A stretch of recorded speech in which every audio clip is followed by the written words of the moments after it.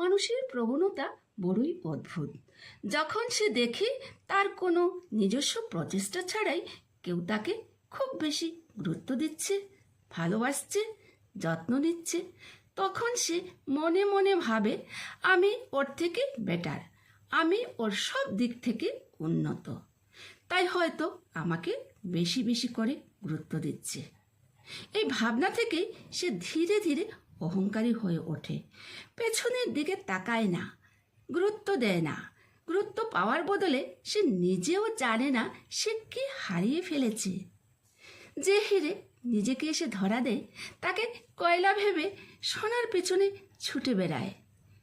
কেউ তোমাকে খুব বেশি ভালোবাসছে, গুরুত্ব দিচ্ছে, মূল্য দিচ্ছে, তার মানে এই নয় সেই মানুষটা তোমাকে পেয়ে ধন্য হয়ে গেছে।